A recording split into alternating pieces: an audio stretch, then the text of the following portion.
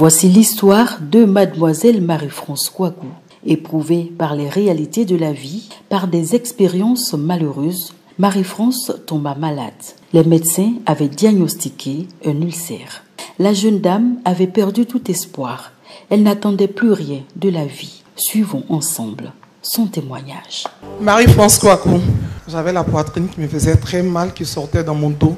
Je suis allé à l'hôpital, on m'a dit que c'était l'ulcère. Donc je ne mangeais pratiquement pas. J'étais seulement au prix d'elle. C'est ce qu'on m'a conseillé. Ben, ça fait 3 semaines de cela. Et on me déshabille, on m'habille, tout ça, parce que j'avais fortement mal. En plus de l'ulcère, Marie-France avait une forte douleur dans le bras à la suite d'une chute. Elle vivait une succession de malheurs. Et puis mon bras aussi, je suis tombée. Vraiment, c'était grave. J'étais au-dessus de Cocody ici.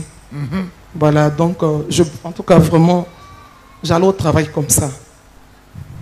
Et c'est ma petite soeur qui m'encourageait à venir ici à la prière. Et dit, elles aiment trop le miracle.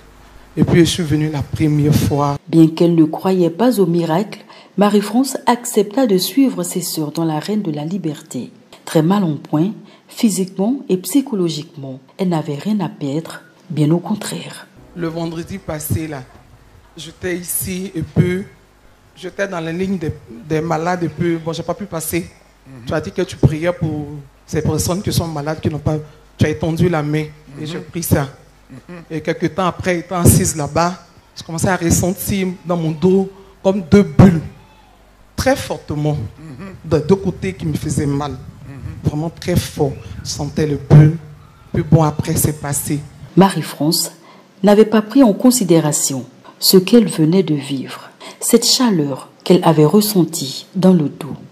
Mais une fois entrée chez elle, elle se rendra compte que le miracle était encore possible avec le Dieu vivant dans l'arène de la liberté.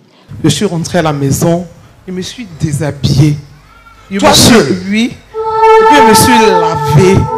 J'ai dit aïe. Oh, avant de me laver aussi. J'ai dit aïe. J'ai pas compris, bon, je ne me suis pas occupée. Après, je suis restée, j'ai dit aïe. Je me suis lavé. Mais qui m'a déshabillée? J'étais étonnée. Vraiment, papa, j'étais étonnée. Je me suis rappelé que, André, ce que papa fait là, ça agit dans ma vie.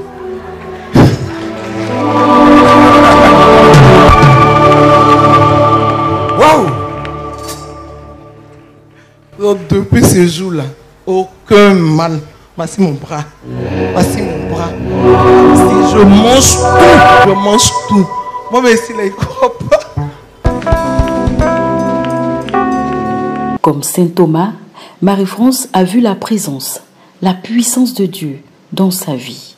L'ulcère qui avait menotté sa santé avait disparu sans aucun traitement.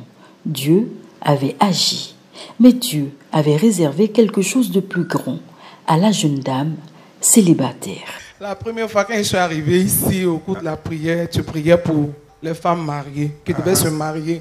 Tu as dit qu'il y avait 10 personnes qui allaient recevoir l'onction. J'étais parmi ces 10 personnes.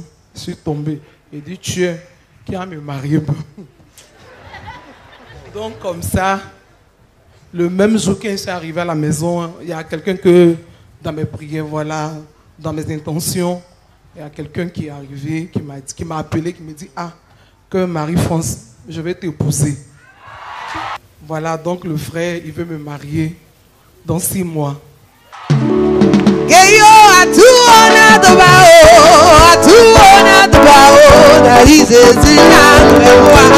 Dieu est fidèle, jamais il ne déçoit ses enfants.